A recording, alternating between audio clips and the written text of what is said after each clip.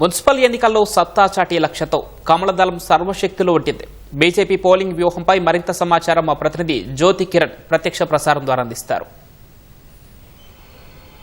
Pawan BJP ప్రచారాన్ని హోరెత్తించింది. ఏదైతే రాష్ట్రంలో జరుగుతున్నటువంటి మున్సిపల్ కార్పొరేషన్ ఎన్నికలైతే ప్రతిష్టాత్మకంగా తీసుకుంది. 116 మున్సిపాలిటీలతో పాటు 7 కార్పొరేషన్లు ఖచ్చితంగా విజయం సాధించే లక్ష్యంగా ప్రణాళికలను సిద్ధం చేసుకుని ముందుకెళ్లింది.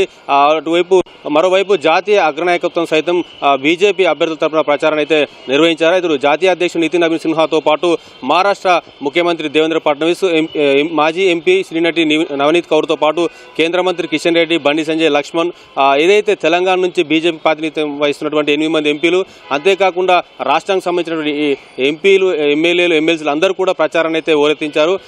ఏదైతే ఎన్నికల నగారం మోగిందో నగారం మోగిన కాడ నుంచి ఈ క్షణం వరకు కూడా ప్రచారాన్ని ఓరెత్తించారు. ఉత్తర తెలంగాణలో భారతీయ జనతా పార్టీకి బలంగా ఉంది కాబట్టి ఉత్తర తెలంగాణ జిల్లాలో అత్యధికంగా ప్రచారాన్ని నిర్వహిస్తే ఇక్కడ ఖచ్చితంగా మంచి ఫలితాలు సాధిస్తామని భావించిన జాతీయ రాష్ట్ర నాయకత్వాలు అక్కడ ప్రధానంగా దృష్టి అయితే కేంద్రీకరించారు. అటు ఉమ్మడి ఆదిలాబాద్, నిజామాబాద్, కరీంనగర్ జిల్లాల్లో ప్రధానంగా దృష్టి కేంద్రీకరించారు. ఏదైతే ఇక్కడ నుంచి ఆదిలాబాద్ ఎంపీగా గోడెం నాగేష్తో పాటు అటు నిజామాబాద్ ఎంపీగా ధర్మపురి అరవింద్, అటు కరీంనగర్ ఎంపీగా బండి సంజయ్ కొనసాగుతున్న నేపథ్యంలో ఇక్కడ ఈ 3 పార్లమెంటు పరిధిలో 7 ఎమ్మెల్యేలు కూడా కొనసాగుతుండటంతో ఈ 7 ఎమ్మెల్యేలు, 2 ఎమ్మెల్సీలు పూర్తి స్థాయిలో ఉత్తర తెలంగాణ పైన ఫోకస్ కేంద్రీకరించి ఇక్కడ బీజేపీ అత్యధిక స్థానాలు కైవసం చేసుకునే విధంగా ఏదైతే ఆదిలాబాద్, మంచిర్యాల, రామగుండం, కరీంనగర్, నిజామాబాద్ కార్పొరేషన్ స్థానాలను కూడా కైవసం చేసుకునే విధంగా ప్రచారాన్ని అయితే ఓరెత్తించారు. అయితే ప్రధానంగా ఏదైతే 10 ఏళ్ల బీఆర్ఎస్ వైఫల్యాలతో పాటు 2 ఏళ్ల కాంగ్రెస్ వైఫల్యాలను కూడా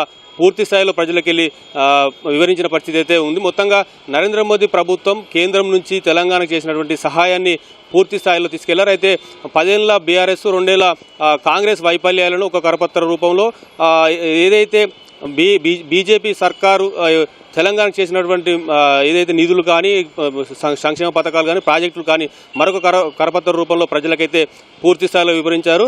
ఒకవేళ మున్సిపాలిటీలో కనుక బీజేపీ విజయం సాధిస్తే ఏం చేస్తుందనే విధంగా కూడా ఒక ప్రణాళికను కూడా రూపొందించి విడుదల చేశారు. ఏదైతే మున్సిపాలిటీలో కనుక బీజేపీ విజయం సాధిస్తే పారదర్శకమైన పాలనతో పాటు భూ అక్రమాలపైన ఉక్కుపాదం కూడా మోపిస్తామని కూడా చెప్పిన పరిస్థితి. అంతేకాకుండా 2 ఏళ్ల కాంగ్రెస్ వైఫల్యాలపైన కూడా ఒక ఛార్జ్ షీట్ను దాఖలు చేశారు.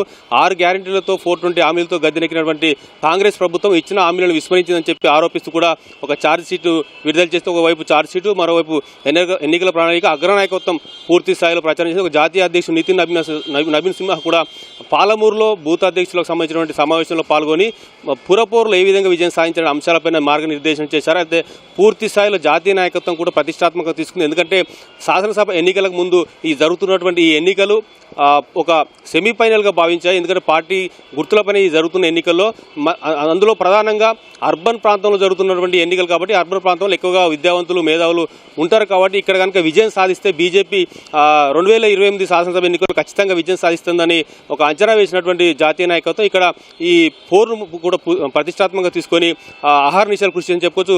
ఏదైతే కరీంనగర్ సంబంధించినటువంటి ఎంపీ బండి సంజయ్ కూడా పూర్తి స్థాయిలో కరీంనగర్ పార్లమెంట్కి పరిమితమై పూర్తి స్థాయిలో అభ్యర్థుల విజయం కోసం దోహదం చేశారు. అదేవిధంగా నిజామాబాద్ కానీ, ఆదిలాబాద్ కానీ, అంతేకాకుండా దక్షిణ తెలంగాణలో కూడా అటు పాలమూరులో ఎంపీ డీకేఆర్ను కూడా పూర్తి స్థాయిలో ప్రచారాన్ని అయితే నిర్వహించారు. పూర్తి స్థాయిలో ఏదైతే ప్రచార పర్వం ముగిసిందో ఇప్పుడు బూత్ సంబంధించినటువంటి అధ్యక్షుల పైన బీజేపీ ఫోకస్ చేసింది. ఏదైతే పోల్ మేనేజ్మెంట్ పైన ప్రత్యేకంగా దృష్టి కేంద్రీకరించింది. ఈ పోల్ మేనేజ్మెంట్ అనేది బీజేపీకి ఇతర ఏదైతే ఉత్తరాది రాష్ట్రాల్లో కలిసి వస్తుందో ఆ పోల్ మేనేజ్మెంట్ కూడా ఇక్కడ తెలంగాణలో అమలు చేసే విధంగా బూత్ అధ్యక్షులకు ఇప్పటికే ఒక మార్గనిర్దేశం చేశారు. ముఖ్యంగా ఏదైతే వయోవృద్ధులు, మహిళలు ఉంటారో ఈ మహిళలు, వయోవృద్ధులు పోలింగ్ స్టేషన్కి వెళ్ళి ఓటు వేసే విధంగా కూడా వాళ్ళను మోటివేట్ చేయడంతో పాటు వాళ్ళని అక్కడికి తీసుకెళ్లి ఓటు వేసేంగా కూడా కృషి చేసే విధంగా ఇటు రాష్ట్ర నాయకత్వం కానీ, జాతీయ నాయకత్వం కానీ ఇప్పటికే మార్గనిర్దేశం చేసింది. పూర్తి స్థాయిలో ఈ 24 గంటలు కూడా పూర్తి స్థాయిలో అప్రమత్తంగా ఉండాలని చెప్పి కూడా ఆదేశించింది. Vote studio.